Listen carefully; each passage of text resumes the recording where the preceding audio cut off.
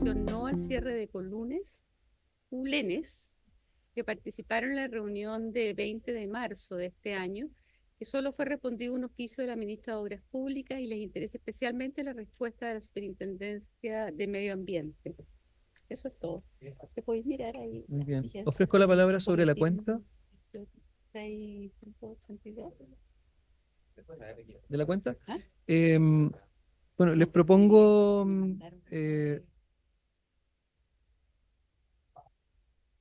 aprobar la solicitud que nos hacen en el punto 3 de reiterar el oficio a la Superintendencia de Medio Ambiente respecto al oficio 240.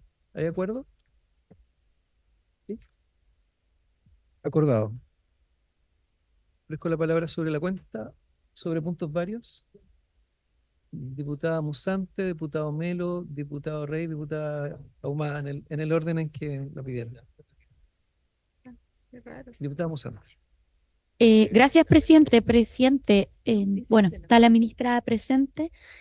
Presidente, yo quisiera que si la comisión lo tiene a bien, se solicite un oficio respecto de la cantidad de declaraciones de humedales urbanos que se han realizado durante este mandato del presidente Boric. Y me interesa puntualmente cómo han sido los plazos de tramitación de estas solicitudes al interior del ministerio. ¿Por qué la pregunta, presidente? Porque días atrás, junto a la Red Plurinacional de Humedales, estuvimos recorriendo los distintos humedales dentro de la región metropolitana, muchos de ellos que todavía no logran estar amparados bajo la protección legal. Y yo presenté un proyecto que se tramitó bien por esta comisión con la mejor de las voluntades de humedales rurales, que hoy día no tiene ningún tipo de urgencia. También incorporar en el oficio, saber si es que el Ejecutivo en algún momento se va a interesar en ese proyecto que varias ocasiones se le ha presentado y expuesto a la ministra, porque sale todas las semanas en la tabla de la sala. Sin embargo, al no tener ningún tipo de urgencia, queda atrás en la tramitación y ya lleva más de un mes en esa misma situación. Entonces, esas dos cosas, motivo de mi consulta, presidente, y bueno, ojalá si es que la ministra, por su intermedio, presidente, lo tiene a bien, nos pudiera contar un poco sobre el tema.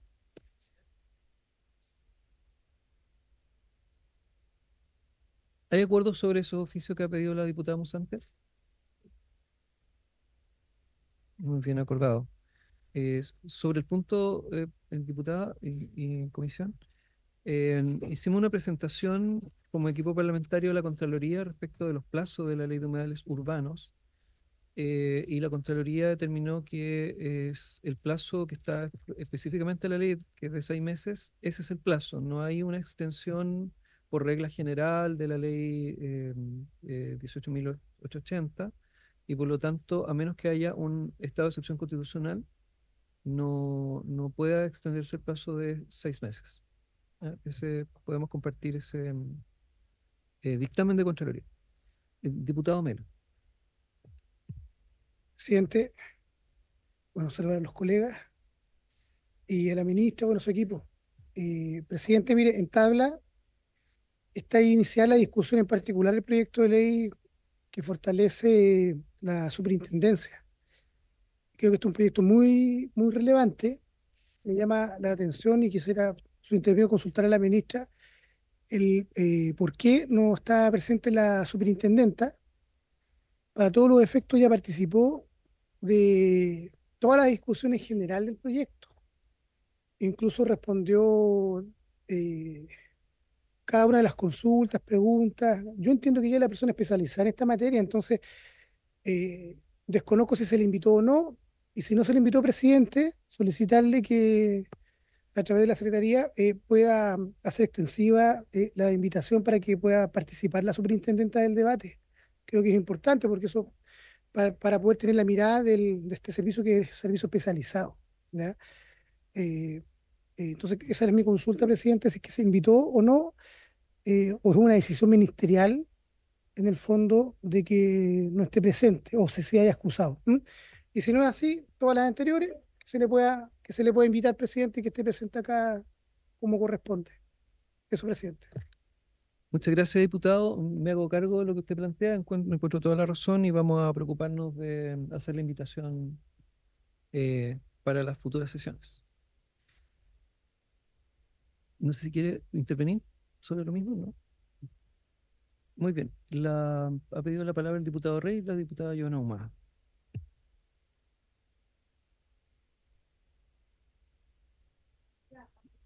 Ah, sí, podemos. Disculpe, Ministra. no, solo para aclarar, entiendo de que no fue invitada, así que esa es la razón por la cual no está hoy día acá. Evidentemente, este es un proyecto de ley donde habría un importante beneficio de contar con la superintendencia en la discusión en particular, pero evidentemente los equipos igual están trabajando eh, de la mano. em, Porque obviamente que es el propio servicio el que sabe todos los detalles, pero en este caso en particular, Ujú. La invitaremos. claro, no, no fuimos Muy nosotros. bien. Diputado Rey. Gracias. Bien, gracias, presidente. Saludar, bueno, a la ministra, a su equipo. Eh, Quisiera hablar justamente sobre humedales urbanos y quiero hacer esta consulta al ministerio respecto de lo siguiente. En junio del año 2021 se presentó una solicitud de organizaciones a la municipalidad de Talca para decretar como humedal urbano el Cajón del Río Claro, fundado en información recopilada en terreno a través de las jornadas de ciencia comunitaria por parte de distintos voluntarios. Este es un grupo en su mayoría, de jóvenes que están impulsando esta iniciativa y que están bastante inquietos porque esto ha demorado mucho tiempo. Estamos hablando del año 2021. Bueno, en agosto del año 2021 se conforma una mesa de humedales órgano colegiado compuesto por organizaciones sociales, funcionarios, etcétera, que están y comienzan a sacar los aspectos técnicos de la solicitud de la declaración como humedal urbano, ¿ya? Por parte de la municipalidad decide ampliar el límite, incluyendo el estero pírico, la delimitación, eh, en 2000, el 20 de diciembre del año 2021, la municipalidad envía la solicitud de reconocimiento de humedal urbano. El 23 del mismo mes se declara admisible. Estamos hablando de casi 3 años.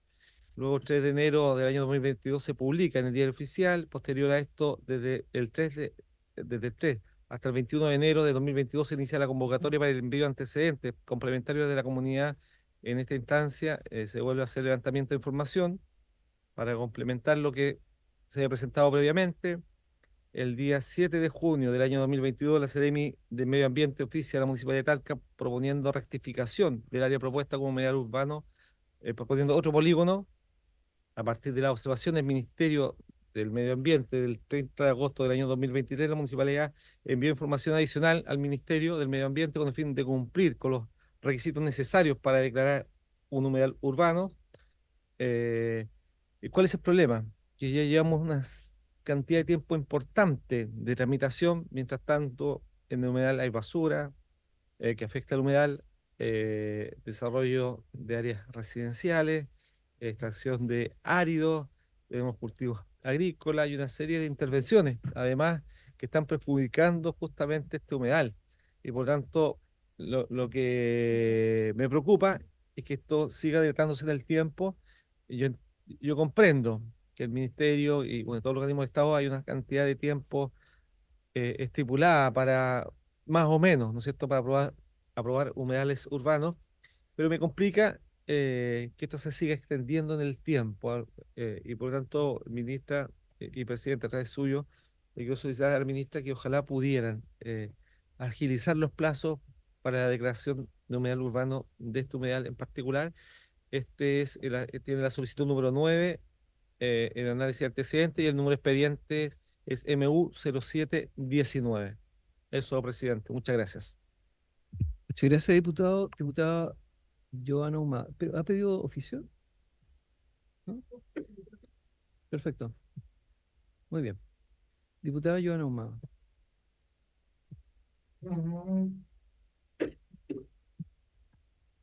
Muchas gracias, presidente. Bueno, saludar a la ministra, a todos sus asesores, a los diputados y a quienes nos acompañan. quiero hacer una solicitud a la comisión. En esta comisión está el boletín número 16.680-12, que habla del coleo. Yo presenté un boletín que es el 16.162-07, que se encuentra en Constitución, por lo cual quisiera pedirle a la comisión, si lo tiene bien, ya que de origen tratan efectivamente de lo mismo, si es que pudieran ser fusionados y se pudieran tratar en la Comisión de Medio Ambiente. Y esa sería mi primera petición a la comisión. Sí, el boletín que es de mi autoría y que habría que solicitar fusionar es el 16.162-07, con el boletín que tienen ustedes aquí en la comisión, que es el 16.680-12. Pedir que es. que nos- Perfecto. Pero tomemos el siguiente acuerdo. Vamos a solicitar que ese proyecto que está en Constitución pase a la Comisión de Medio Ambiente. Si es que. Sí, pero vamos a reiterarlo. Lo vamos a reiterar.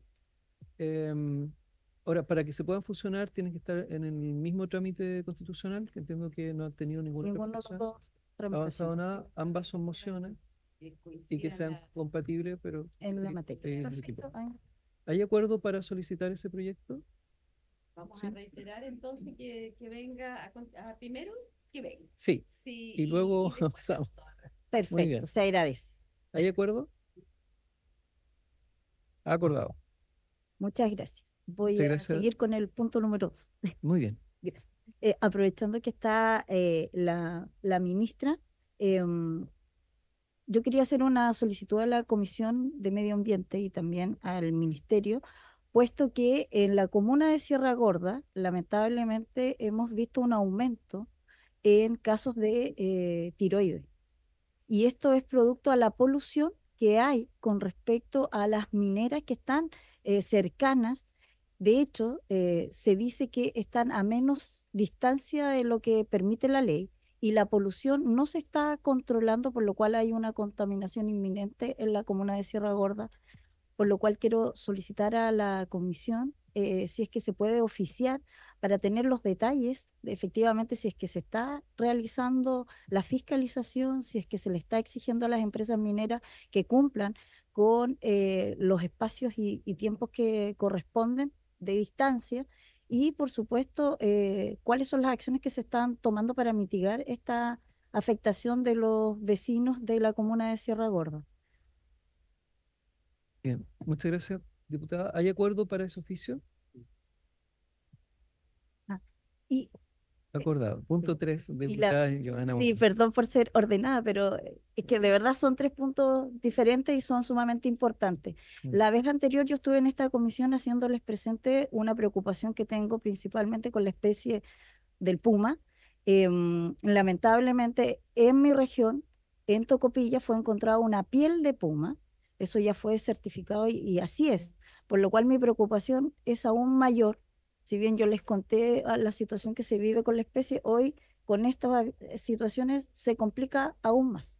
Y fue además capturado un ejemplar juvenil en el interior de San Pedro, por lo cual quiero reiterar la preocupación y las acciones que se puedan tomar, porque acá además ya está en evidencia un delito, es decir, la piel de un puma que fue encontrada en Tocopilla, más los avistamientos y las cercanías que hoy día tenemos con esta especie que gracias a Dios fue capturada viva y que va a ser reubicada en su espacio.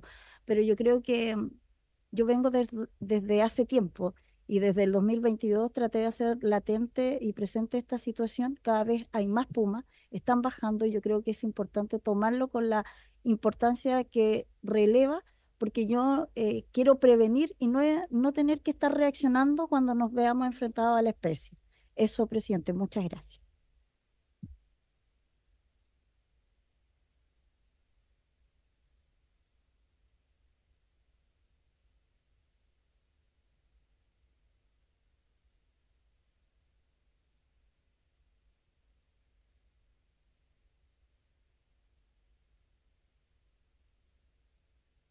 Perfecto. ¿Les parece si oficiamos al SAC para que le informe a la comisión respecto de este caso?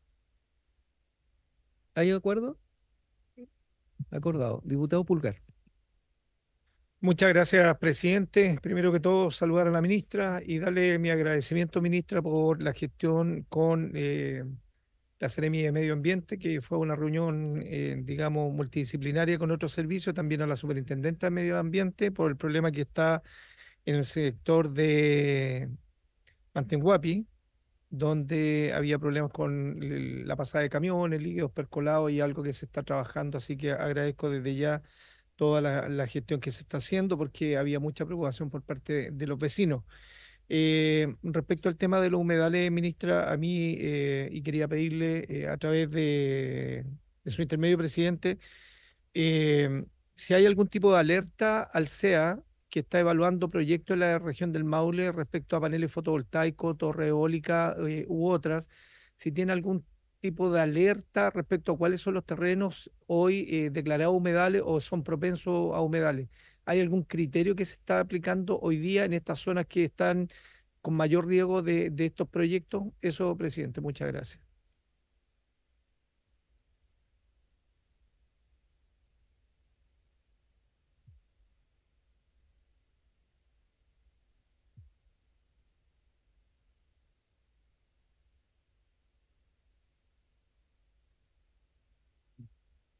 Ministra. Muchas gracias, presidente. Quisiera responder algunas de los temas que hemos escuchado aquí, en particular a la diputada Humá. Con respecto a Sierra Gorda, está en nuestro programa regulatorio evaluar o sea, la declaración de zona latente o saturada de Sierra Gorda. Así que eso tiene que ocurrir este año, ya así que está identificado y tiene un par de pasos que se tienen que cumplir, donde la superintendencia juega un rol, ¿verdad? Porque ellos son los que nos tienen que ayudar con las estaciones de monitoreo, etcétera. Entonces, eso está programado. Con respecto a humedales, bueno, en cuanto al CEA, nosotros no le damos instrucción al CEA, pero el CEA tiene la información o sea, tanto de la ley, del reglamento, y quisiera aprovechar, yo creo que puedo ofrecer, responder toda la información en un oficio, pero también podría ser una presentación. A partir de este año, el Ministerio de Medio Ambiente tiene una glosa particular para humedales. No la teníamos antes. Y la verdad de las cosas que ha ayudado muchísimo para poder ordenar el trabajo que había a nivel central, pero también con las regiones, en cuanto a la aplicación de la ley de humedales urbanos. La ley de humedales urbanos es una ley, yo diría que muy exitosa en cuanto a que hay mucho interés por declarar. Pero cuando comenzó a estar vigente, había muy poco trabajo en el ministerio bueno, hemos ido respondiendo, pero algo que ha ocurrido en los últimos años, llevamos 115 humedales declarados, es que se han ido reclamando también. Y por lo tanto hay una carga importante de los equipos para hacerse cargo del resultado de esas reclamaciones. Entonces, el hecho de que tengamos ahora una unidad con su glosa ha permitido ordenar ese trabajo y vamos entonces a responder el oficio con toda la información, no solamente cuántos han sido declarados, cuántos están en reclamación, cuántos están en proceso. También les podemos dar la información bueno, para qué se está haciendo el financiamiento, de los funcionarios que tenemos, etcétera, para que se puedan armar una buena entendimiento, una buena película de cómo el Ministerio de Medio Ambiente está implementando la ley de humedales urbanos. Y de esa manera yo creo que respondemos a varias de las inquietudes. Vale la pena. Yo hace como un mes atrás estuve en un seminario en Temuco, donde escuché a la oficina también presentar, y porque La ley no solamente es la parte de la declaración, sino también de generar los comités a nivel regional, los comités a nivel municipal, o ayudar a los municipios a tener ordenanzas, etcétera. Hay varios elementos adicionales, entonces, como tener esa película completa, le vamos a responder el oficio y si hubiese interés, también puedo hacer una presentación al respecto. Diputado Pulgar. Gracias, presidente. Agradezco la presentación de la ministra. Quiero hacer, era Panguilemo, no Mantenguapi, la situación de San Rafael, el vertedero. Lo otro, ministra, ¿será posible generar algún tipo de un téngase presente al SEA respecto a la ley? Porque nosotros en el Maule tenemos varias reclamaciones respecto a proyectos que están en zona de humedales y son incluso los municipios que acuden a nosotros en decir, mire, no se está cumpliendo la ley. Entonces, ¿será posible eso? ¿Cabe dentro de la interacción entre los distintos servicios? Eso, presidente, gracias. Ministro.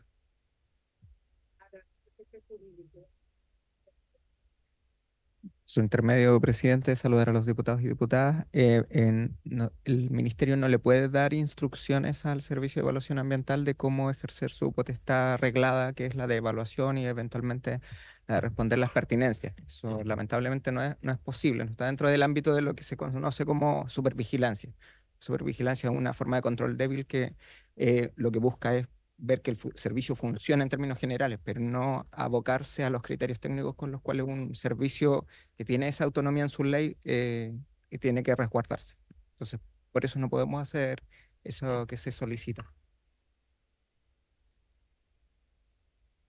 O sea, se puede invitar a la directora. Eso perfectamente se podría tener esa conversación. Propongo oficiar al Servicio de Evaluación Ambiental para que informe a esta comisión respecto de ese proyecto que se ha planteado. ¿Hay de acuerdo? Muy bien. Y hacemos uso de nuestras atribuciones fiscalizadoras. Muy bien. No viendo más puntos varios y entrando en el orden del día, la sesión tiene por objeto iniciar la discusión particular del proyecto que fortalece y mejora la eficacia de la fiscalización y el cumplimiento de la regulación ambiental a cargo de la Superintendencia de Medio Ambiente, modificando al efecto el artículo 2 de la Ley 20.417 y regula otras materias que indica, Boletín 16.553-12, con urgencia calificada de suma. Se ha invitado para que exponga sobre las indicaciones presentadas por el Ejecutivo a la ministra de Medio Ambiente, señora Maisa Rojas Corradi, y que le otorgamos la palabra. Muchas gracias, presidente, por su intermedio. Saludo y junto con nuestro jefe jurídico vamos a hacer una presentación de las indicaciones del Ejecutivo a este proyecto de ley. Para comenzar, quisiera recordar el objetivo general de esta reforma que ingresó en marzo de este año a la comisión, que comenzamos a discutir en marzo. El objetivo general es ajustar el marco normativo de la Superintendencia del Medio Ambiente luego de una evaluación de los primeros 10 años de ejercicio de su competencia. Se busca fortalecer sus funciones de fiscalización y sanción, corregir aspectos que no han operado como fueron diseñadas y adaptar el servicio a sus nuevas áreas de intervención. Siendo que el lineamiento estratégico es que lo que nos interesa es maximizar el cumplimiento ambiental. Eso es lo que nos interesa que pueda lograr la Superintendencia del Medio Ambiente. Para eso propusimos a esta comisión una reforma en 6 pilares. Un pilar sobre instrumentos de incentivo al cumplimiento, un segundo pilar sobre procedimiento sancionatorio, gravedad y sanciones, un tercer pilar, distribución de las competencias en materia de ruido, un cuarto pilar sobre mecanismos correctivos y de fiscalización, un quinto pilar sobre riesgos ambientales y un último pilar sobre denuncias. Les adelanto de que hay 4 de esos pilares que recibieron indicaciones nuestras, pero antes de nombrarlas, y me gustaría darle la palabra a nuestro jefe jurídico para que explique un poco de qué se tratan esas indicaciones. quisiera recordar un poco qué fue lo que escuchamos durante los 3 meses que estuvimos con audiencia. Y por un lado, recibimos algunos comentarios en las audiencias para precisar algunos conceptos. Y evidentemente eso es importante de realizar. Si es que hay dudas en los conceptos en una ley, esto hay que revisarlo. En particular, hubo varias veces que se mencionó, hay un elemento que nosotros queremos incorporar en la ley, que es la desviación normativa de menor entidad. Es decir, estamos proponiendo acá, y esta es una de las innovaciones del proyecto, una solución más rápida para temas que sean, como dice ahí, de menor entidad. Y ahí hubo algunas dudas y por lo tanto van a ver algunas indicaciones que se refieren a ese aspecto en particular y algunos otros conceptos. Pero yo diría que el más importante es este concepto general que es nuevo. También recibimos durante las audiencias ciertas dudas y se nos pidió justificar mejor por qué estábamos haciendo una propuesta de elevar los montos máximos de las multas. En virtud de los comentarios y dudas que recibimos, entonces ustedes van a ver de que hay algunas indicaciones al respecto para aclarar. El propósito, ¿sí? Un segundo de intervención. Quiero solicitar el acuerdo para que se pueda conectar la asesora de la Superintendente de Medio Ambiente, que sí están presentes, porque están presentes de manera telemática, pero necesitamos acuerdo para que puedan participar. ¿Hay acuerdo? Sí. Muy bien. Gracias, ministra. Perfecto. Ya, entonces, con respecto a las multas, ahí vamos a poder, entonces hay indicaciones al respecto. Después, recordemos que el lineamiento es que queremos cumplimiento ambiental y la superintendencia tiene instrumentos de incentivo al cumplimiento, son 3, de los cuales parte del diagnóstico es que algunos no han funcionado bien u otros no se han prácticamente nunca utilizado, y por lo tanto el proyecto de ley viene con ajustes allí y durante las audiencias hubo varias como preocupaciones o solicitudes de una mejor coordinación entre los instrumentos, si uno usa no usa el otro o viceversa. ¿Ya? Así que algunas indicaciones vienen en ese aspecto. Después, recordemos que tenemos desde el año pasado, si no me equivoco, ¿verdad?, la ley de delitos económicos y ambientales, si es que esto es algo relativamente reciente está implementando. Y por lo tanto también había mucha preocupación, se recibieron también en las audiencias comentarios sobre cuál es la relación que va a existir ahora con la superintendencia y esta nueva ley. Cosa que está recogida, pero también ahí hay algunos ajustes que se tienen que aclarar mejor. Y por último, también se recibieron, estos no son todos los temas, pero estos son, yo diría que como una síntesis de los temas que más escuchamos, sobre nuevas potestades y control de los tribunales ambientales. Recordemos que la superintendencia tiene el rol de fiscalización y de sanción cuando corresponda administrativa y por lo tanto todo eso puede ser impugnado ante los tribunales ambientales y por lo tanto tiene que haber una buena coordinación y ahora con otro ente también que a través de los delitos ambientales ya entra en el Código Penal, ¿verdad? Entonces, esos son como a grandes rasgos, yo diría que los 5 temas más relevantes y como ya mencioné, hay un número igual acotado de indicaciones, son 15 con respecto a instrumentos de incentivo al cumplimiento. Hay algunas cosas, ahí ustedes pueden ver, se pueden quedar después, dice el número de la indicación y qué tema trata, pero presidente, me gustaría que nuestro jefe jurídico continuara con la presentación para los detalles de las indicaciones. Ariel. Don Ariel. Muchas gracias por su intermedio, presidente. Efectivamente, dentro de las materias de instrumentos al incentivo al cumplimiento, Se presentó por parte del Ejecutivo 4 indicaciones, las vamos a pasar a explicar. La primera tiene que ver con que el nombre de cuenta de las materias, el nombre del título en la parte de la ley que contiene estos instrumentos de cuenta, que no es solo las aplicaciones de sanciones, sino que también están estos instrumentos, entonces es una corrección formal para dar más coherencia a la estructura del texto.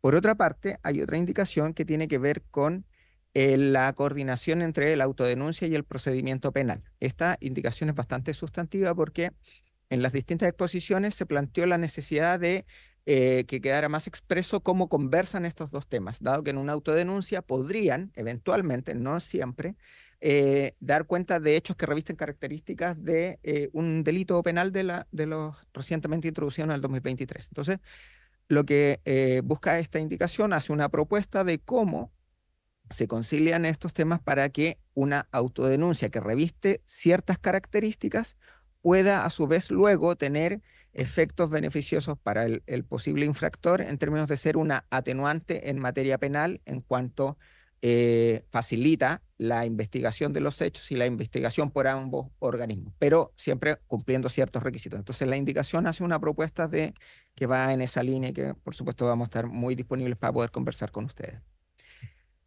En relación al programa de cumplimiento, esto fue bastante transversal entre los expertos de que el plazo, a pesar de que el proyecto de ley ya presentaba una ampliación del plazo para poder presentarlo, dado sus características técnicas, aún así era escaso y entonces también la indicación se hace cargo de eso, ampliando aún más sobre la ampliación que ya venía en el proyecto original, el plazo para presentar en días hábiles de un programa de cumplimiento. Sin embargo, también para poder hacerse cargo de ciertas situaciones que traban el procedimiento, se consideró importante incorporar expresamente, para que ya no exista más debate sobre este tema, que los programas de cumplimiento que son de muy mala calidad, que tienen finalmente un carácter muy dilatorio,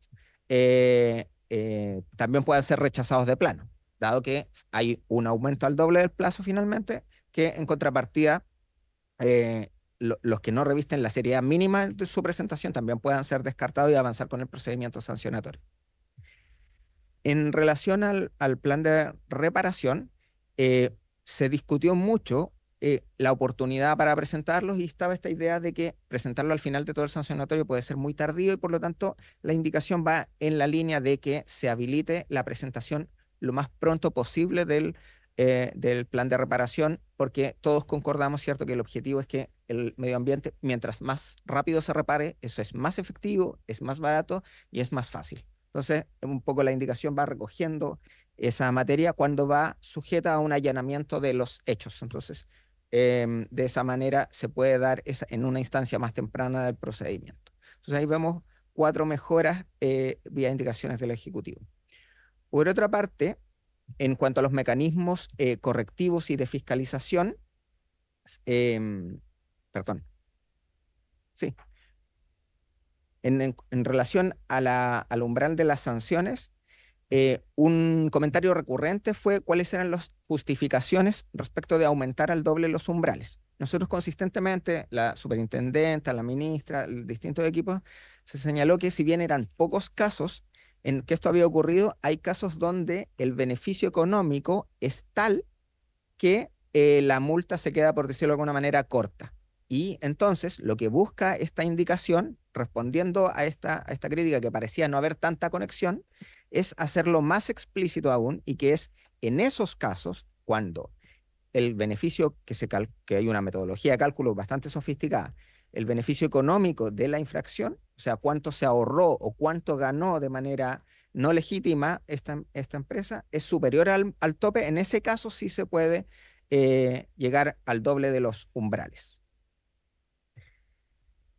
Por otra parte, en cuanto a la notificación, recordarán que hubo una presentación muy sentida de parte de la Asociación de Funcionarios de adelantar lo más posible la implementación de la notificación electrónica. Hoy día, como regla general, esta está sujeta a un mecanismo que se tiene que habilitar para la administración del Estado. Entonces, trabajamos bastante en ver una fórmula en que para la superintendencia se pudiera ejecutar esto sin contar todavía con este instrumento que es general para la administración del Estado y se refiere a aquellos casos donde son los propios sujetos fiscalizados quienes en los registros de la superintendencia indican cuál es su dirección de correo electrónico que permite ser notificado. Entonces, cuando hay esta actividad voluntaria, va a permitir la notificación electrónica que facilita la gestión de los sancionatorios y también la carga de los funcionarios.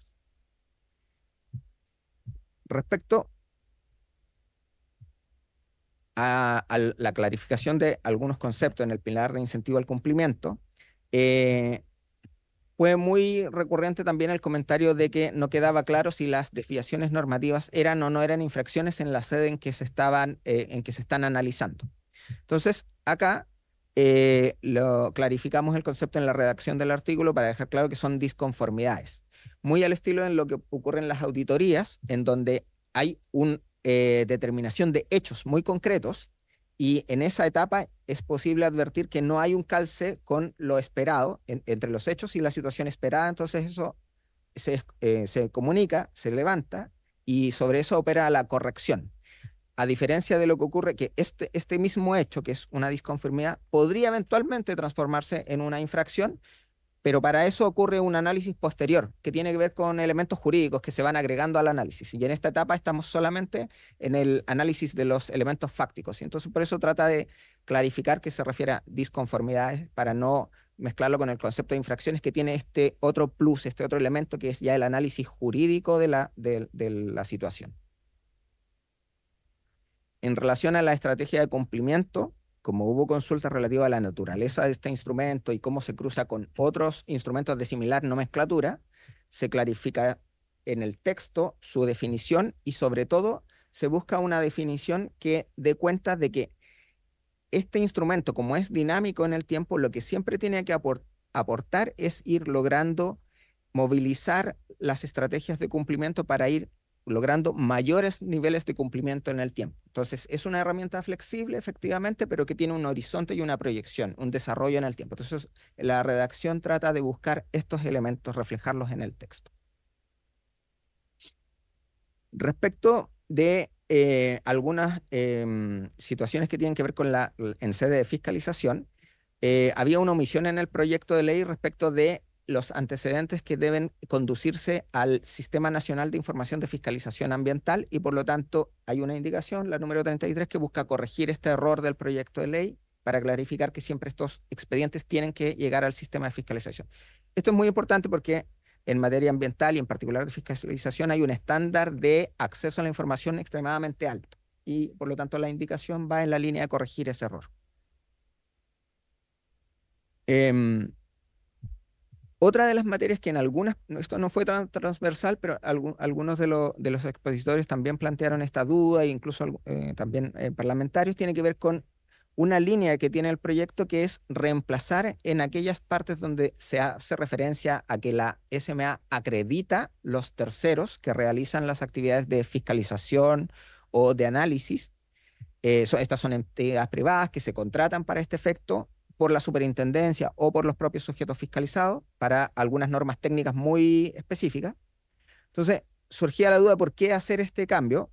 Nosotros explicamos varias veces que tiene que ver con que la función crítica de la superintendencia es generar la autorización, el documento que permite a esta empresa funcionar, ser contratada por estas empresas o por la propia superintendencia. Pero lo que está detrás de ese proceso, que es cuando estas entidades demuestran que tienen el personal idóneo, los procedimientos, los instrumentos, eso está bajo el concepto del proceso de acreditación que hoy día se realiza por parte del Instituto Nacional de Normalización y otras entidades acreditadoras de conocida solvencia. Entonces, esa es una línea transversal del proyecto, pero en algunas partes se omitió hacer el cambio, entonces quedaba una inconsistencia en el proyecto de ley y con estas indicaciones se corrige esa inconsistencia para que quede todo uniforme. En cuanto a la incautación, esta nueva facultad que el proyecto plantea que se le debe añadir a la superintendencia en su rol de fiscalización, una crítica importante tenía que ver con que fueran los propios funcionarios de la superintendencia quienes hacen la acción material de incautar. en circunstancias que existe esta es una medida que existe normalmente en ciertas actividades de policía y por lo tanto esa expertise estaba, como lo digo recién, en las policías. Entonces, se recogió este comentario y efectivamente la superintendencia en esta indicación lo que busca es que la superintendencia dirija la actividad, requiera la autorización, pero que la acción material de tomar el control de los documentos que se busca incautar sea llevada a cabo por las policías. Entonces, para dar cuenta de ese comentario. En relación a la gestión de riesgos ambientales, se hicieron comentarios respecto de cómo estaban redactadas las medidas y también hubo una crítica en varios expositores respecto de que se podía estar quitando el control que actualmente realizan los tribunales ambientales. Nosotros explicamos que en ningún caso era una idea del proyecto que esto no fuera conocido por los tribunales ambientales.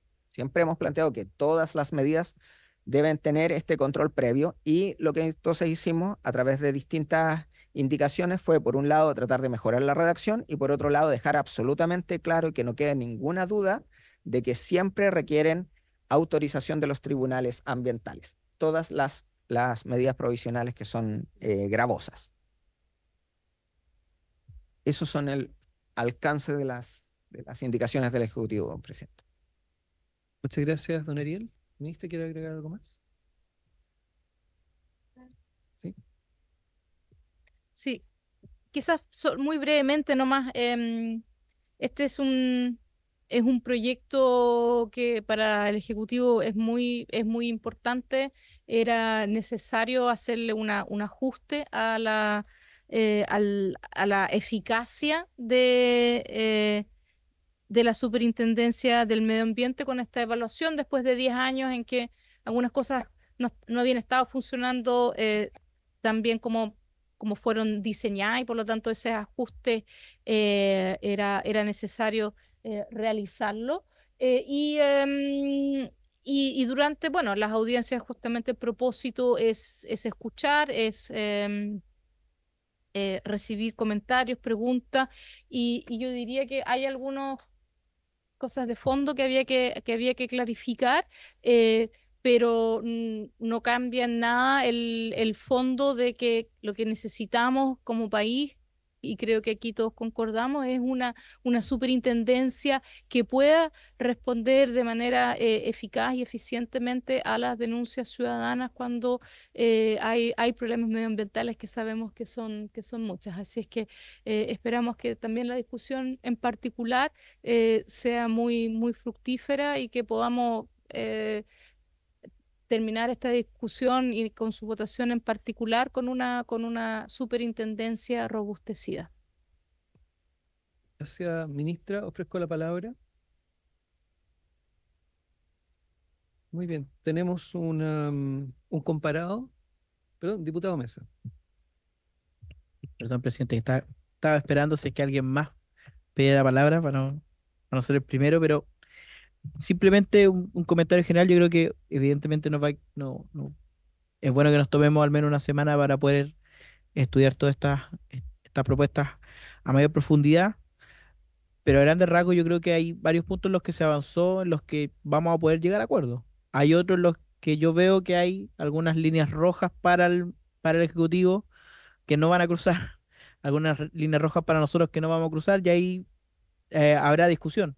Pero en general, yo quiero resaltar que hubo consideración a muchas de las opiniones que hubo acá, y eso es positivo, presidente. Eso quería decir. Muchas gracias.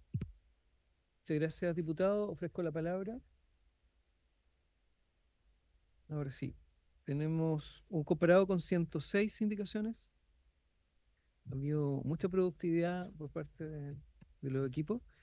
Y esperamos poder retomar esto en las próximas sesiones y poder comenzar su discusión en particular propiamente tal. Y le agradecemos a la ministra. La liberamos, entendemos que tiene un compromiso ahora, así que liberamos también al equipo. Muchas gracias por esta presentación.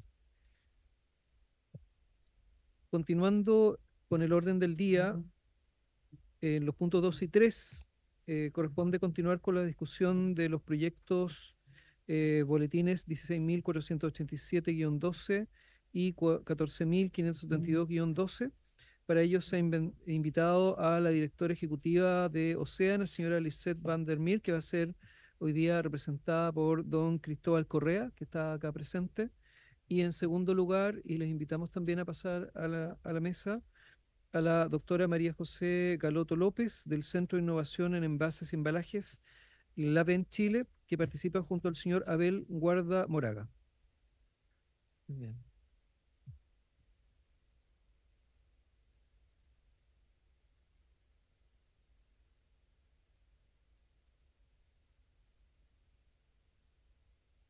Don Cristóbal, cuando usted guste. Muchas gracias, presidente.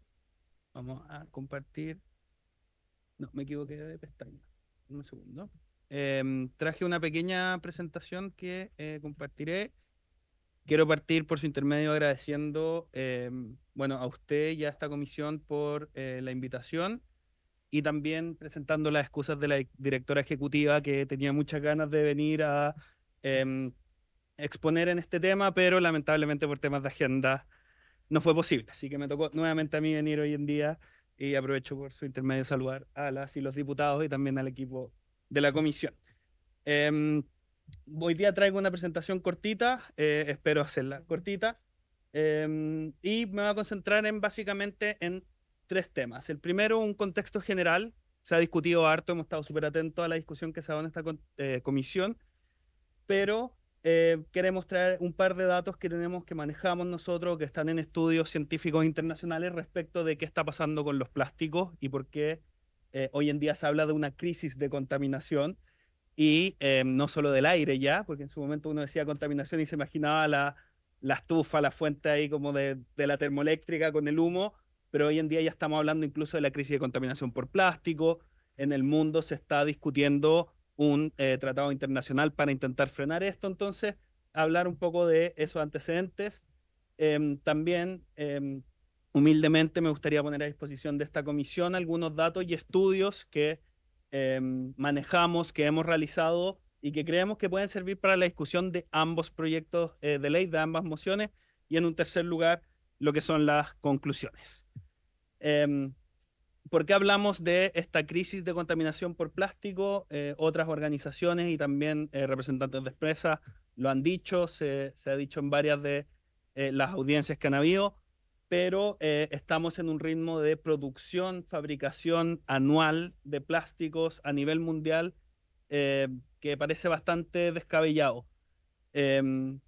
Por ejemplo, hoy en día, esta estimación se hizo el 2022, así que habría que actualizarla, pero no tengo un dato certero de 2024 por el momento, pero el 2022 se estimó por la UNEP, que es parte de la ONU, que anualmente se fabrican en el mundo 460 millones de toneladas de plástico.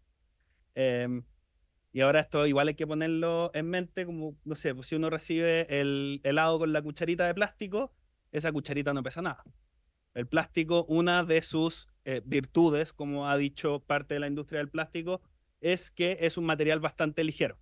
Entonces, cuando hablamos de toneladas, la verdad es que imaginarlo a veces escapa un poco en mi caso, de mi imaginación.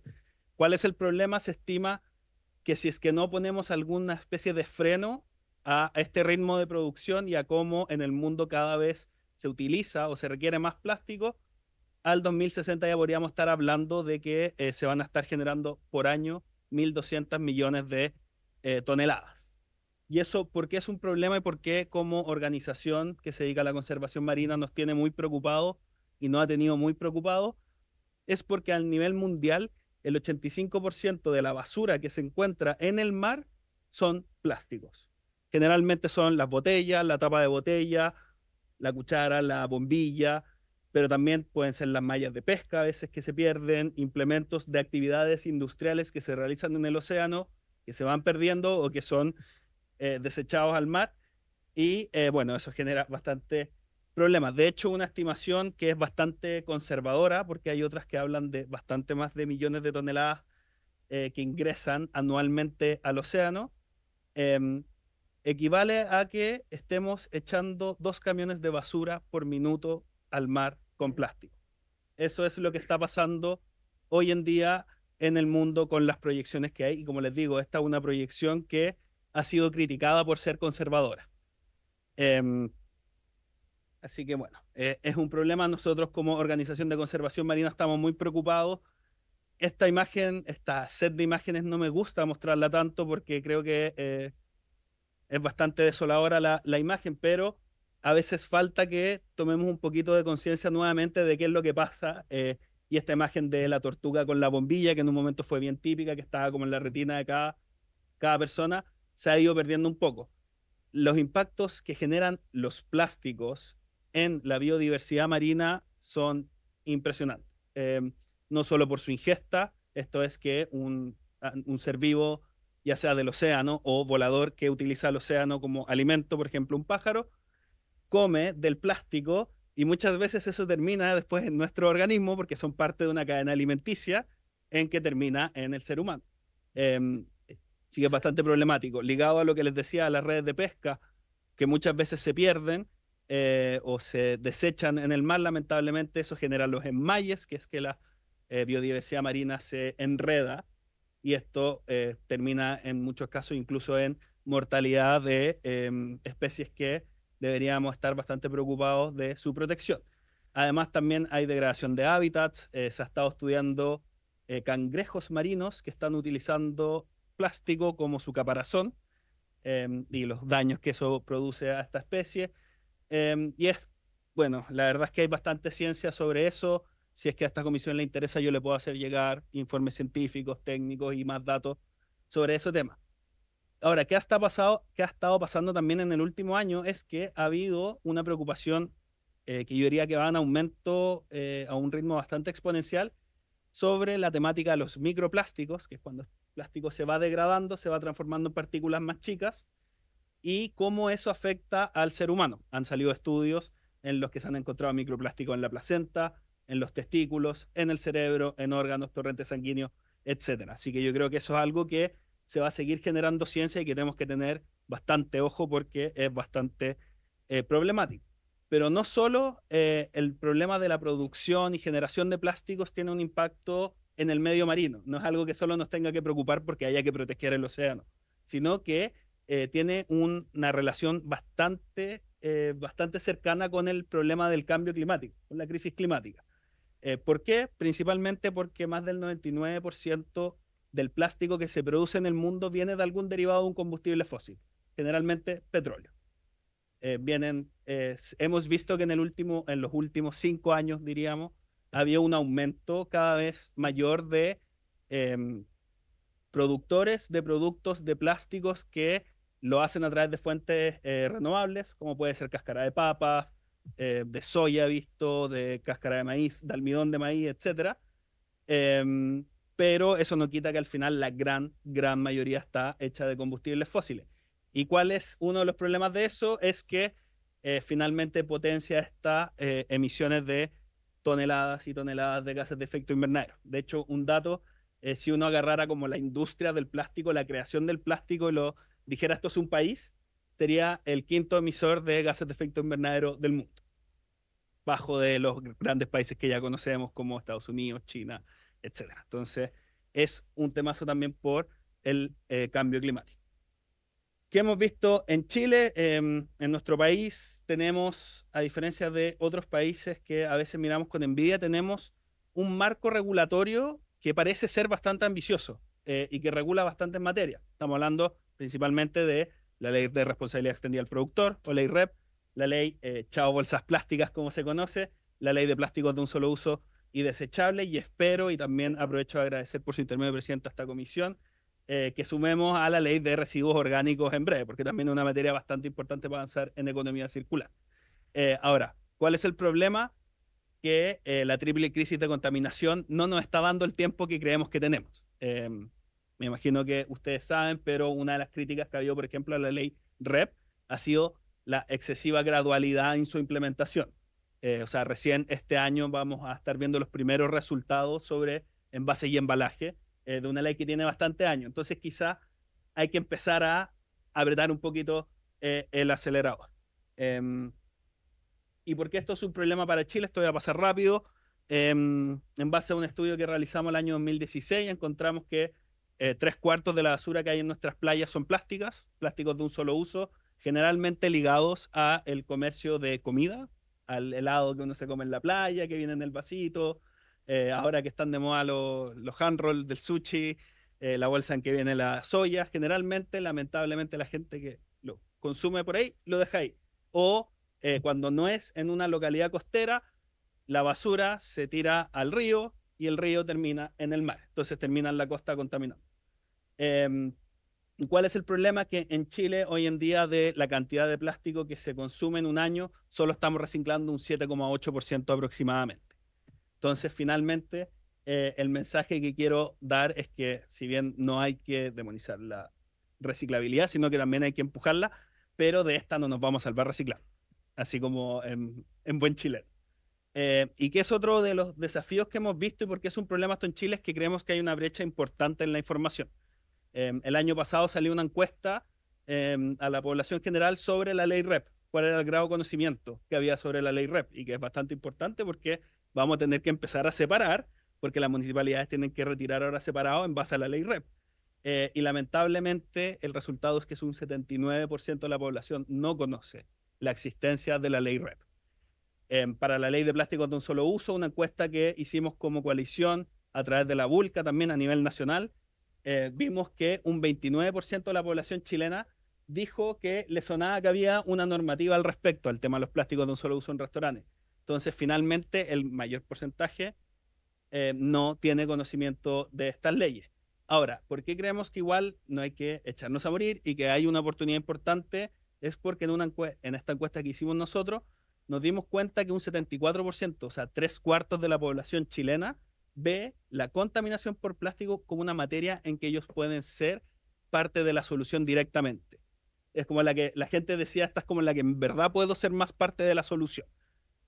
Así que creemos que es importante que vayamos empujando eso también. Esto, rápido, una forma que nosotros creemos que es para atacar el tema de la desechabilidad, la contaminación, la crisis de contaminación, es potenciar, ojalá, los modelos de reuso cuando sean posibles. Estos son gráficos de un estudio internacional en que compararon productos ligados a el ámbito de la comida y cuáles son sus impactos sobre el medio ambiente. En el primer gráfico son vasos, en que los 5 cuadritos amarillos y esto es la cantidad de emisiones de CO2, como en su análisis de ciclo de vida completo. Los 5 que son amarillos son alternativas que son desechables de un solo uso, ya sea poliestireno extendido, Plumavit, ya sea plástico, ya sea el vaso de cartón con la capa de plástico que es conocido como polipapel, o un vaso de plástico 100%, e incluso el vaso de un bioplástico, por ejemplo. Mientras que los otros 3, los azules que vemos que son más bien bajos, son alternativas que son reutilizables, ya sea una taza de cerámica, el vaso del termo típico, que tiene una capa, o sea, una tapa de plástico generalmente para que no escurra, pero es de la que es reutilizable, que el termo que tengo yo en mi casa, me llevo el café para tomármelo en el metro. Y después un vaso de vidrio. Y en el segundo, que este es un dato que se ha estado estudiando harto y bien importante, que esta comisión lo maneje por su intermedio, presidente, es que también han salido estudios de cuál es el impacto económico para un restaurante, por ejemplo. Esto, la mayoría está ligado a restaurantes porque internacionalmente es donde se está discutiendo, de cambiarse a un modelo reutilizable. Y la verdad es que los beneficios económicos son bastantes. O sea, la primera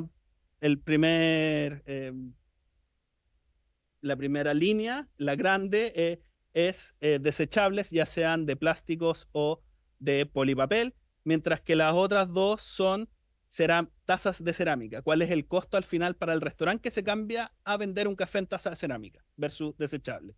¿Por qué hay 2 de tazas de cerámica? Porque hay uno que habla de qué pasa si es que la taza tiene solo 50 usos y hay otro que pasa si es que ya supera los 100 usos, que es donde se ve mayor beneficio económico porque es la misma taza que entra en este círculo de economía circular. Ahora, ya entrando, y esto lo voy a pasar rapidito, un poco más en el detalle de lo que son los boletines y lo que plantean. Nosotros a nivel internacional hicimos un estudio el año pasado que analizó qué pasó el año 2022 respecto a las botellas. Una preocupación que Por su intermedio, presidente, usted siempre ha manifestado. ¿Y qué es lo que encontramos? Que en el mundo se venden más de 755.000 millones de litros de bebidas en botellas o en envases, ya sean de un solo uso o de múltiples usos. ¿Cuál es el problema? Del 75% de todos esos millones de litros era la única forma de cómo llegar a un número, porque como hay de 500 ml, hay de 3 litros, hay de 2 litros, la mejor forma era llevarlo como a los millones de litros. El 3/4 de toda esa venta fue vendido y consumido en productos plásticos de un solo uso, ya sea una botella, principalmente son las de 500 ml a nivel mundial las que más se venden, o el vaso que uno se compra cuando va al cine o cuando está en un evento, etc. Ahora, ¿qué fue al dato que llegamos también, esto a nivel internacional? Es que si es que un 10% de toda la venta de bebidas en el mundo pasara a formato retornable o reutilizable, como tenemos acá un buen número en Chile, estaríamos eliminando más de 1 billón de botellas y vasos de plástico de un solo uso en el mundo. ¿Qué ha pasado? Se está empujando a que ese 10%, las empresas se comprometan al 2030 a implementar ese 10%, lo que yo considero que es bastante poco ambicioso. ¿Qué pasa en Chile? En Chile los cálculos son que aproximadamente un 21% de la venta de bebidas se hace en formato retornable. Somos de los países con índices más altos, lo que es una buena noticia porque nos posiciona sobre la media mundial, pero tampoco podemos quedarnos contentos con eso y tenemos que seguir haciendo esfuerzos para fomentar la retornabilidad. Respecto a la otra preocupación, también la vi en varias de las exposiciones que decían: yo voy al supermercado, veo la bandeja de champiñones y está llena de plástico. O voy a comprar champú y son puras botellas plásticas. O las bolsas en que vienen las nueces, etc. Nosotros tuvimos esa misma preocupación y por eso también celebramos que esta comisión esté intentando como dar progresividad normativa ambiental y nos juntamos el año pasado con la empresa Algramo, que trabaja en formato de venta a granel, y con la Asociación Nacional de la Industria del Reciclaje, conocida por sus siglas como ANIR, para hacer un estudio encargado a un consultor experto que fue Guillermo González, ex jefe de la División de Economía Circular del Ministerio de Medio Ambiente, para que estudiara qué podemos hacer para atacar ese problema. Cómo podemos hacernos cargo de que formatos de venta que apliquen sobre formatos de venta masivos, o sea, supermercados, básicamente, puedan incorporar alternativas de reutilización, venta a granel o, por ejemplo, los dispensadores del detergente Ecocarga o Algramo, en donde es como una retornable bebida pero de detergente. ¿Cómo lo podíamos hacer? ¿Qué datos encontramos? Y bueno, ¿cuáles eran los impactos de eso? Encontramos algo bien interesante, que si redujéramos un 2% o un 5% la cantidad de envases y embalajes que se incorporan anualmente al mercado chileno, vamos a terminar generando una reducción de más de casi 3 millones de toneladas de envases y embalajes en un horizonte de 10 años. Entonces, un 2 o un 5% avanzar en eso, en que se venda un 2 o un 5% del supermercado, se pase a formato de venta a granel, que no parece no ser tan descabellado. Hemos visto supermercados que están vendiendo el café así, quizás el champú se podrían poner dispensadores. Hay productos que sí lo permiten, en otros productos en que hay que pensarlo mejor por temas de inocuidad alimentaria quizás. Pero hay una serie de productos que sí lo permiten y si solo reducimos un 2 o un 5% en el total, estamos hablando de más de 3 millones de toneladas que estaríamos evitando. Y eso, bueno, tiene impacto no solo en que se evita eso, basura o desecho plástico, sino que también tiene impactos en la generación de emisiones de gases de efecto invernadero. Les quiero dejar invitados, estamos haciendo un segundo informe respecto a esto, ya con una propuesta más detallada, más acabada, que esperamos lanzar a mediados de noviembre, así que ahí les haré llegar una invitación si es que algún parlamentario de esta comisión quiere asistir a ese evento de lanzamiento, sería bien importante. Ahora, respecto al otro proyecto, el del diputado Araya, bueno, por su intermedio presidente no está, pero igual por su intermedio presidente que establece esta moratoria, yo acá quiero contarles rapidito que algo que nos ha pasado harto en la experiencia, porque nosotros tenemos esta coalición que les comenté en la sesión pasada que asistí, en una sesión un poquito más tensa, en que tenemos esta coalición con distintas organizaciones que trabajamos ayudando a las municipalidades a implementar la ley de plásticos de un solo uso o medidas que busquen la disminución de desechos. Y eso nos ha llevado, afortunadamente, a tener la suerte de hacer capacitaciones en varias municipalidades. Yo la semana pasada estuve en Gorbea y en Panguipulli haciendo capacitaciones a locatarios de dichas comunas sobre la ley de plásticos de un solo uso, y hay una preocupación que se repite varias veces. No solo el desconocimiento, que es algo que también vemos, sino que nos dicen, yo voy a el lugar de venta de mi envase y embalaje y me siguen vendiendo el vaso de Plumavit y que me sale 5 pesos versus 15 pesos que me saldría el que sí cumple con la ley, aun cuando el vaso de Plumavit para vender el café está prohibido hace más de 2 años. Entonces creemos que la idea que plantea el proyecto puede ser una forma de atacar este problema, más que quizás, bueno, hay que ver en detalle si es que eso se producen en Chile, ese tipo de productos se produce afuera y se importa. Por lo que hemos visto nosotros en nuestra experiencia, generalmente se importa y se ven a través de los molchinos, básicamente, pero podría quizás ser una oportunidad para atacar eso. Así que ya cerrando, nuestras conclusiones es que como Oceana compartimos y celebramos que exista esta disposición a seguir avanzando en normativas ambientales. Creemos que no solo es importante no retroceder, sino que siempre ir más allá, estar pensando cuál es el próximo paso. Y por eso hemos visto con muy buenos ojos el trabajo que ha hecho esta comisión, tanto en la discusión de este proyecto de ley y, como les decía anteriormente, en materia de economía circular, lo que pasó con la ley de orgánico, que también es una ley bastante necesaria.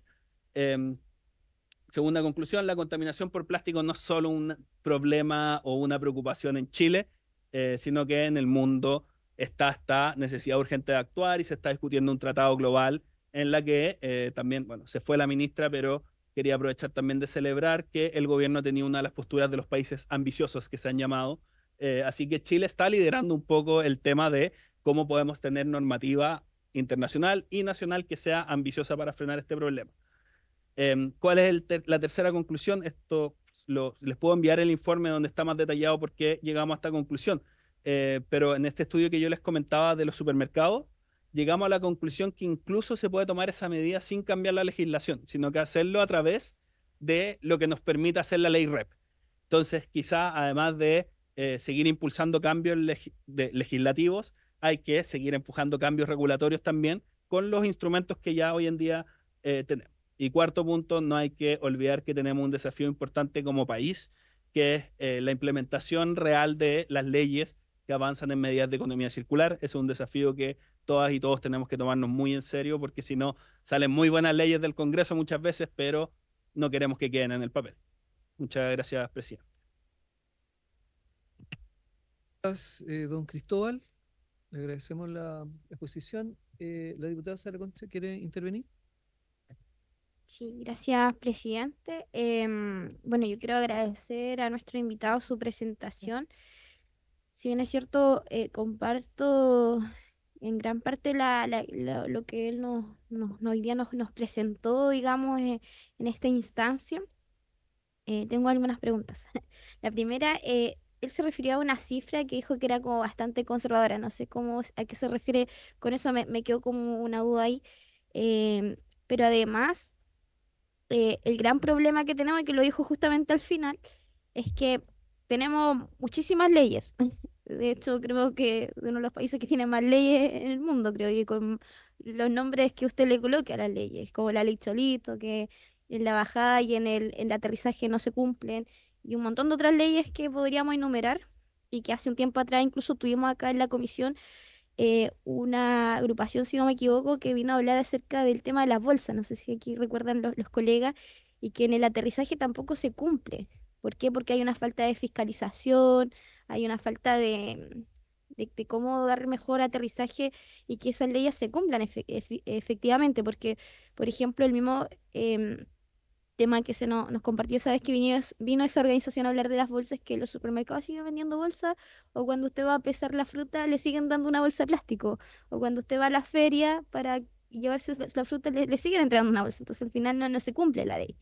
Y algo similar me pasa porque cuando daba el ejemplo, por ejemplo, de la venta a granel, que me parece una muy buena idea y que me parece que sería de verdad una muy buena medida, sobre todo en los supermercados, yo creo que la cultura chilena no está preparada para eso. Y yo creo que todo esto debe ir acompañado de la educación. O sea, si no tenemos una educación que, que inserte esta cultura de cuidar el planeta desde muy chico, no va a haber un cambio significativo.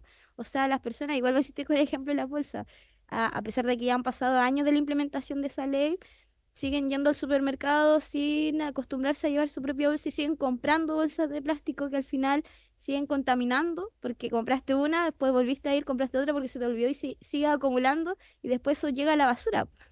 Entonces, y contamina igual el medio ambiente. Entonces, si esto no va acompañado de una cultura, de una educación que, que internalice eso a todos nosotros, finalmente no tiene resultados significativos. Yo valoro enormemente la exposición, comparto de que hay medidas en las que hay que avanzar y bueno, siempre estamos disponibles a eso. Solamente ese era un comentario, pero la primera no sé si me puede responder la cosa. Muchas gracias. La diputada Musante, y luego le ofrecemos la palabra a don Cristóbal para que responda. Sí, gracias, presidente. No, agradecer la exposición de Oceana, que ya los habíamos tenido acá en esta comisión. Yo comparto lo que plantea la diputada Concha, presidente, respecto de que es necesario acompañar medidas que apunten precisamente a la educación desde las edades más tempranas, porque ahí finalmente es donde se puede generar el cambio cultural. Sin embargo, creo que tengo una lectura un poco más positiva de lo que ocurre con la ley de bolsas de plástico de un solo uso en los supermercados. Creo que si bien existe un universo importante que llegan al supermercado y se enfrentan, también hay un universo importante que em, anda con sus bolsas, yo me incluyo dentro de ese universo, y que antes no tenía para nada ni el hábito ni tampoco la conciencia quizás de llevar mis propias bolsas y lo que significa como un impacto. Entonces, yo sí creo que la ley, y quiero mencionar este comentario, porque sí creo que las leyes nos pueden llevar también a cambios culturales, como un efecto propio de la creación de normas, y lo quiero reivindicar, presidente. Eso no va. Muchas gracias, diputada. Le ofrecemos brevemente la palabra a don Cristóbal. Bueno, muchas gracias, presidente. Bueno, y también a las diputadas por su intermedio, presidente, por las preguntas y los comentarios. Respecto a la pregunta del dato conservador, es que la estimación que tenemos es que ingresan 15 millones de toneladas anuales de plásticos de un solo uso al océano. O sea, de plástico, perdón, al océano, la costumbre. ¿Qué es lo que se dice que es conservador? Es esa cifra. Se ha cuestionado porque hay otros estudios que hablan de 32, 48 o más millones de toneladas. Ahora, ese es un estudio validado por la ONU, por el proceso de la UNEP, y por eso traje ese dato, porque sé que está bastante validado científicamente. Pero sí quería dejar el punto de que se estima por otros estudios que es mucho más alto, sobre todo cuando empezamos a estudiar el que llega desde el río. Así como cuando llueve en Santiago, en la región central, nuestros ríos lamentablemente son un río de plástico a veces. Eso termina llegando al océano. Entonces esa estimación se ha criticado porque es conservadora. Y respecto, bien cortito, a lo que decían las dos diputadas por su intermedio, presidente, pensamos lo mismo. Nosotros creemos que está el desafío principal del Estado de Chile en general, no de un gobierno, no del legislativo, no del judicial, sino que del Estado de Chile, de hacer que las personas se den cuenta que pueden ser parte de la solución. Y que, a diferencia de lo que ocurre, por ejemplo, con la crisis climática por la emisión de gases de efecto invernadero, no es tan difícil para una persona ser parte de la solución en este caso. Yo no tengo una termoeléctrica, entonces, ¿cómo puedo reducir mis emisiones? Quizás viajando más en bus, etcétera. Pero uno, si lo compara con la termo, con la actividad en China, como que a la gente no se cierra un poco a esa idea. Pero en el tema de los plásticos, llevando su bolsa, quizás andando con su vaso personal, no aceptando la bombilla plástica que está prohibida hace más de 2 años, o el café en el vaso de Plumavit, sino que pidiendo una taza. Todo ese tipo de cosas ayudan directamente contra la crisis, y nosotros creemos que no solo tiene que haber educación, sino que también un trabajo importante con las municipalidades, que son quienes están en el territorio, y por eso tenemos la suerte de hoy en día contar con más de 54 municipalidades que han firmado el compromiso con la coalición y con la cual estamos trabajando directamente, y creemos que eso puede también ir ayudando a que esto tenga una bajada territorial importante. Muy bien, muchas gracias. Agradecemos a Oceana una vez más su presentación en este proyecto, como en estos proyectos como en otros. Y vamos a dar paso a escuchar a nuestra segunda invitada, que es la señora María José Galoto López, del Centro de Innovación en Envases y Embalajes, la VEN Chile, que participa junto al señor Abel Guarda Moraga.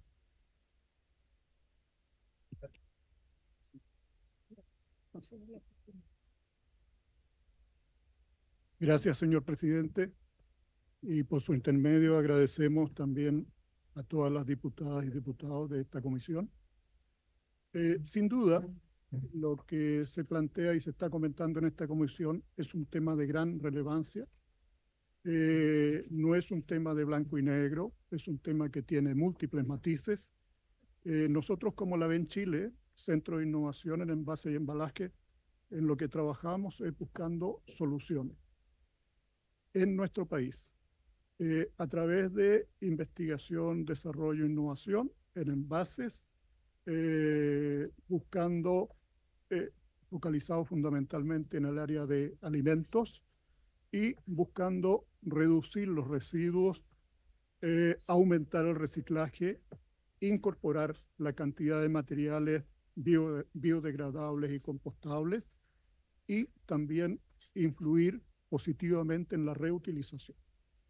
¿Qué significa esto? Significa que los envases cumplen una muy buena función, como lo va a explicar la doctora Galoto, pero cuando se transforman en residuos, vale decir, cuando los consumidores, los seres humanos, dejamos de utilizar el envase, lo transformamos en residuo, se transforma en residuo.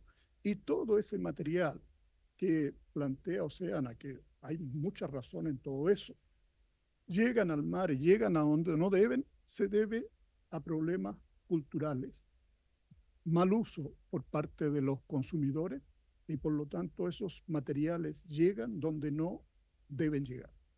¿Qué es lo que tenemos que hacer? Tenemos múltiples cosas que hacer.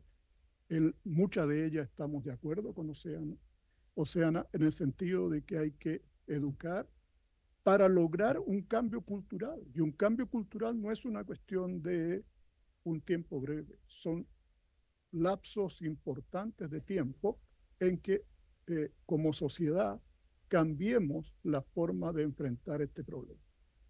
Para que tengan alguna información adicional, la doctora Galoto a continuación va a hacer una presentación y reitero nuestros agradecimientos, señor presidente. Muchísimas gracias, señor presidente, señoras y señores diputados. Bueno, efectivamente, nosotros lo que queremos presentar hoy es hacer un foco a lo que se ha presentado anteriormente por parte de Oceana y enfocarnos principalmente a lo que es el tema de envases y más específicamente a lo que es el tema de envases de alimentos.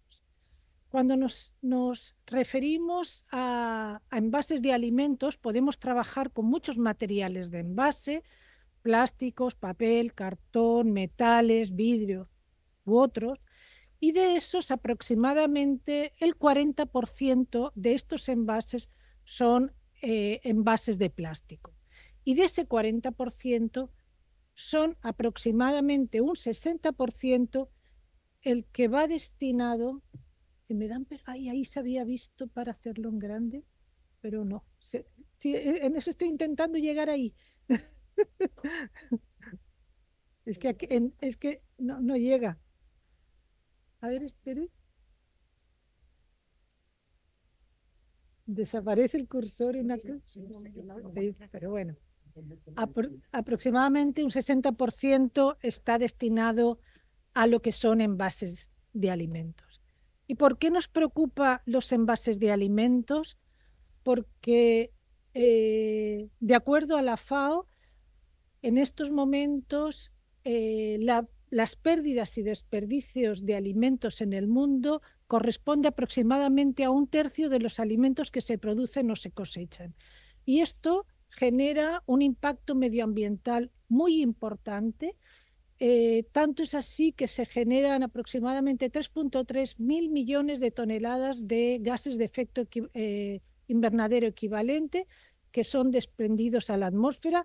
Antes Oceana presentaba que si la industria del plástico fuera un país, sería el quinto, y de acuerdo con la FAO, los desperdicios de alimentos, la pérdida de desperdicio de alimentos, si fuera un país, estaría en el tercer lugar, después de efectivamente China, que es el primero, y Estados Unidos el segundo.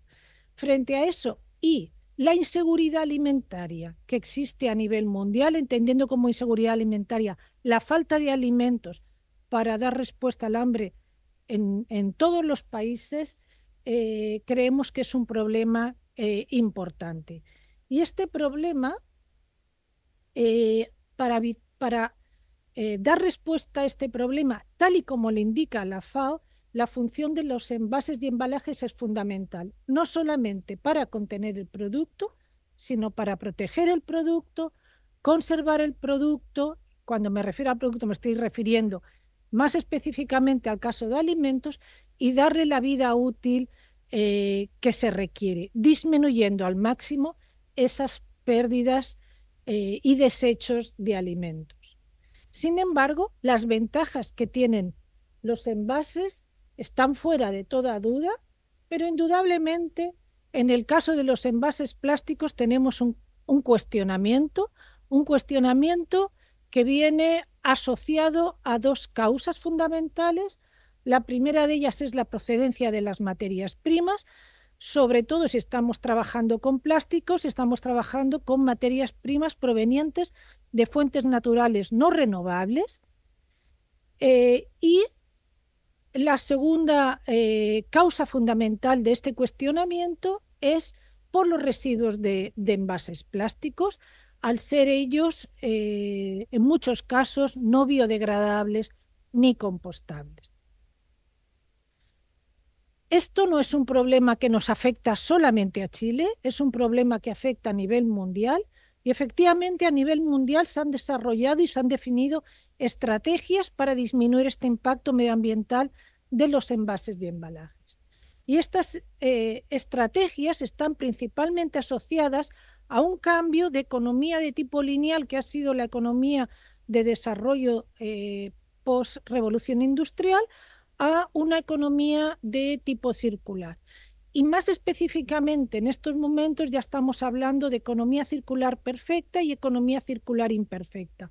Y hacia donde nos tenemos que ir es hacia una economía circular perfecta.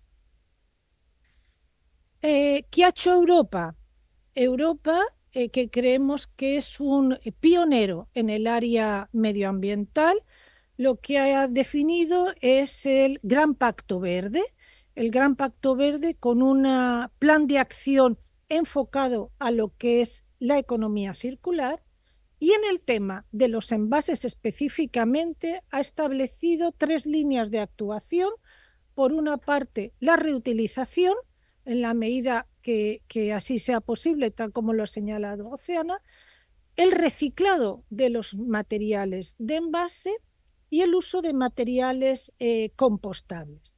Indudablemente, en el caso de envases de alimentos hay que ser muy cuidadoso, ya que tenemos que identificar cuáles son las estrategias que podemos utilizar en el caso de los envases y los diferentes tipos de envases para alimentos. Así, la Unión Europea, ya a modo rápido, señala que para el 2030 el 100% de los envases deben ser reciclables, se prohíben los productos plásticos de un solo uso, la prohibición de los materiales oxodegradables, que particularmente considero que tanto daño han hecho, que estuvieron muy de moda pero que generan una alta cantidad de microplásticos, la prohibición de contenedores de alimentos, principalmente poliestireno expandido, prohibición de uso intencional de microplásticos y la necesidad de incorporar en botellas de PET material reciclado, estableciendo unas metas de un 25% de material reciclado para el 2025 y un 30% para el 2030. Asimismo, este año se aprobó el Reglamento de Reducción de Envases y Generación de Residuos de Envases, con metas de reducción de un 5% para el 2030, 10% 2035, 15% en el 2040. Contenido mínimo en reciclado de envases plásticos, contenido mínimo de material reciclado en envases plásticos. Y ojo, aquí quiero hacer una salvedad. Aproximadamente los datos que tenemos nosotros difieren un poco de los datos de Oceana. Aquí en Chile se están reciclando aproximadamente el 14% de los materiales plásticos de envase post-consumo. Y quiero hacer una salvedad porque hay diferencia entre lo que entendemos entre material reciclado post-consumo y material reciclado postindustrial. La Unión Europea ya quita del concepto de material plástico reciclado postindustrial, solamente considera reciclado post-consumo. Se hace un hincapié importante en lo que es el fomento al uso de plásticos de origen biológico que sean biodegradables, compostables. Se va a perseguir el greenwashing por parte de las empresas cuando nos indican unas cosas que no son tan claramente demostrables, y que las empresas están obligadas, por supuesto, a ofrecer un porcentaje de envases que sean reutilizables. Al respecto, tengo que decir que Chile efectivamente es pionera en el tema de los envases reutilizables porque vamos muy por delante a lo que es Europa. Europa estaba muy atrasado, no se utilizaba el envase reutilizable de material plástico, sí algo en vidrio, pero no en plástico, y ahora están haciendo el cambio, cosa que en Chile, desde que yo llegué a Chile, ya llevo más de 20 años, siempre ha estado vigente. ¿Qué ha hecho Chile? Aquí hay que señalar y quiero reforzar una idea que se ha dicho. El Ministerio de Medio Ambiente se ha puesto la camiseta en este tema y ha sacado una serie de leyes que van en ese mismo sentido que está trazando la Unión Europea, y siempre con el foco de disminuir el impacto medioambiental de los envases. Está la ley REP, trazada una hoja de ruta de cambio hacia una economía circular en Chile para el 2040, la ley de plásticos de un solo uso, entre otros.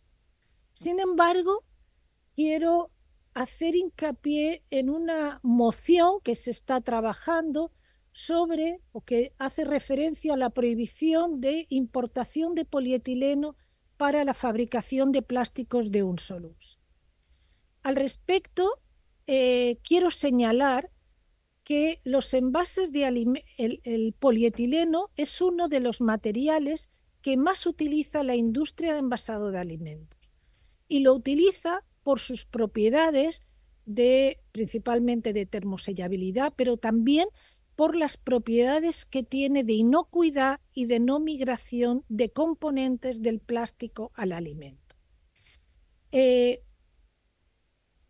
Indudablemente, si trabajamos el hecho de no poder trabajar con un polietileno virgen que vaya a estar en contacto directo con alimentos, obligaría a trabajar con un polietileno, con material reciclado postconsumo. El problema que tenemos de utilizar material reciclado postconsumo en contacto directo con el alimentos son los riesgos asociados de posibles contaminantes, y además a la falta de legislación que existe a nivel nacional acerca de cuáles son las exigencias que tiene que tener un plástico reciclado que va a estar en contacto directo con alimentos. Ahí señalar que el Ministerio de Salud, la verdad es que está muy atrasado al respecto, muy atrasado, porque no solamente le falta todo lo que es la legislación de qué ha de cumplir un plástico reciclado que va a ser utilizado como envases de alimentos para garantizar la inocuidad alimentaria y la seguridad para la salud de la población, sino que tampoco, ni siquiera existe legislación respecto a las exigencias mínimas que tiene que tener un plástico virgen de primer uso en contacto con alimentos. Eso nos deja nos deja en una debilidad importante. Tengo una preocupación porque veo que la presentación tiene 67 No, cartas. no, quedan 3. Ok, muy bien, porque nos quedan solo 15 minutos. No se preocupe. Por lo tanto, tenemos falta de legislación, los riesgos asociados a eso. En muchos casos, los envases de alimentos no son... el estar en contacto con un alimento, el alimento contamina el propio material de envase y hace difícil su reutilización. Estoy segura que muchos de ustedes cuando van al punto limpio y llevan la botella de PET de aceite le dicen, no, esa no la cogemos, tírenla a la basura, y te vuelves con tu bolsita. Y tú dices, bueno. Y también lo difícil que es la identificación de la aplicación, de identificar en qué se va a aplicar la importación de ese material. Entonces, me preocupa lo que es inocuidad alimentaria y funcionalidad. En cuanto a los desechables, señalar que también el proyecto de ley dice que prohíbe la comercialización de botellas plásticas desechables y productos de un solo uso en establecimientos que indica. Señalar que la mayor parte de botellas de ese tipo son de PET, que es un material el más reciclable a nivel internacional, que a nivel nacional se han implementado y se han puesto a disposición líneas que están, plantas que están reciclando bottle to bottle, con procesos de reciclado acreditados a nivel internacional, que creemos que se debe favorecer el uso del material reciclado, que debe regularse, y que volvemos al mismo agujero negro, que es la falta de legislación que nos garantice inocuidad alimentaria por parte del MinSal. Penúltima.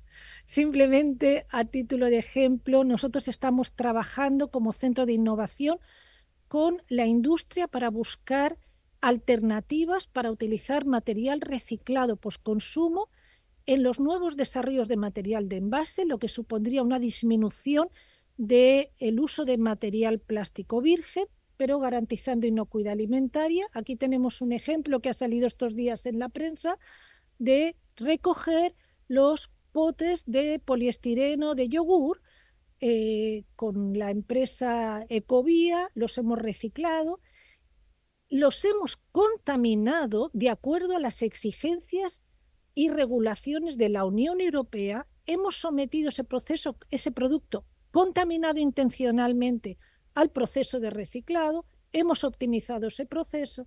Con la empresa Coexpan hemos desarrollado la lámina en la cual hemos trabajado con una estructura donde hemos trabajado con una barrera funcional, que es la capa que va a estar en contacto directo con alimentos y que ha tenido que ser de plástico virgen para impedir cualquier tipo de esos posibles contaminantes pasaran al alimento.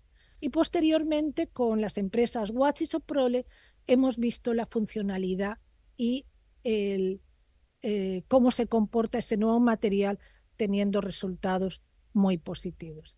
Y por último, en la 14, creemos que se requiere disminuir los residuos de envase, específicamente en el uso de envases plásticos, pero no podemos transar en garantizar calidad, inocuidad y vida útil de alimentos, de envases de alimentos. Se debe legislar para garantizar inocuidad alimentaria en envases plásticos. Debemos fortalecer y favorecer lo que es el reciclado y este fomento o favorecer ese proceso de reciclado significa educación de la población, como decía antes la diputada, generar una infraestructura adecuada, apoyo a una implementación más rápida de la ley REP y una ecotasa. ¿Qué está ocurriendo en estos momentos? Que la industria del plástico, de envases, en estos momentos con la ley REP tiene que pagar una ecotasa, pero resulta que la tasa que paga es lo mismo si utiliza material plástico virgen que reciclado. Entonces, ¿cuál es el incentivo de utilizar material reciclado? Si el reciclar significa mayores costos de producción y además en la ecotasa que tienes que pagar a los sistemas de gestión te cobran lo mismo que el virgen, pues es más fácil eliminarse problemas y trabajar con virgen. Entonces hay que buscar cómo favorecer eso. Cualquier cambio de material se debe realizar con un estudio completo, integral de análisis de ciclo de vida, que implique huella de carbono, huella hídrica, energética, etcétera. Creemos que también se debe legislar respecto al greenwashing, que lo estamos viendo en Chile muy a menudo, y establecer una hoja de ruta con hitos, y también considerar que muchos de estos procesos requieren una gradualidad. Muchas gracias, presidente, por su atención. Muchas gracias, doctora. Ofrezco la palabra. Muy bien. Hay un proyecto de greenwashing que presentamos por una iniciativa de la Fundación Basura y que esta Cámara despachó. Qué bueno. Por lo que recuerdo, en el Senado. Como muchos otros proyectos que esta comisión ha tramitado, junto con el que cierra la termoeléctrica de carbón, el que perfecciona la ley de humedales urbanos, la que prohíbe los plásticos de un solo uso de las campañas políticas, y así. Están en el Senado. Así que vamos a tener que todos de esta comisión postular al Senado para ir a cabecear el córner que enviamos para allá. Solo decir que efectivamente hay uno de los proyectos de ley, del diputado Araya, que restringe transitoriamente la importación de pellet. Ahí hay una discusión que dar efectivamente en términos de la reciclabilidad de plásticos que luego van a estar en contacto con alimentos, para que puedan tener plásticos vírgenes si no se puede reciclar, o cambiar los embalajes. Y por otra parte está el otro proyecto que exceptúa de la prohibición aquellos plásticos de un solo uso en los supermercados que son necesarios para la conservación de los alimentos. Y ahí hay un espacio que tal vez no es legislativo, sino que es reglamentario, de ver cuándo y sobre cuáles alimentos es necesario poner un plástico. Efectivamente, naranjas no. Y sin embargo vemos bandejas de plástico con papel alusa y naranjas peladas. Y que, claro, entonces es una discusión abierta que nosotros hemos querido, los autores del segundo proyecto, abrir. Por supuesto nos interesa como ecologistas que no haya desperdicio de alimentos, ¿sí? Entonces tenemos que equilibrar eso, y por supuesto que va a haber alguna transitoriedad, evidentemente necesitamos hacerlo, pero con miras a que todos esos plásticos que pueden ser necesarios, o sea, alimentos que están al vacío, sean luego cambiados por plásticos compostables de origen vegetal. Esa es la intención. Nos quedan un par de minutos, si usted quiere brevemente poder responder. ¿Sí? ¿Se puede encender el micrófono para que quede? Simplemente señalar que efectivamente hay que considerar que los plásticos biodegradables compostables no todos tienen las propiedades que se requieren para cumplir algunas funcionalidades. Entonces ese cambio no es tan directo, porque hay muchas cosas que no las vamos a poder tecnológicamente suplir. Entonces, pero efectivamente se puede reducir el uso de material plástico para muchos alimentos, y quedamos a su disposición en el caso de que así lo requieran, para poder aportar con la visión más científica que tenemos nosotros. Muy bien, le agradecemos a la doctora María José Galoto López y a don Abel Guarda Moraga por esta presentación, y por haberse cumplido el objeto de la sesión. Esta se levanta.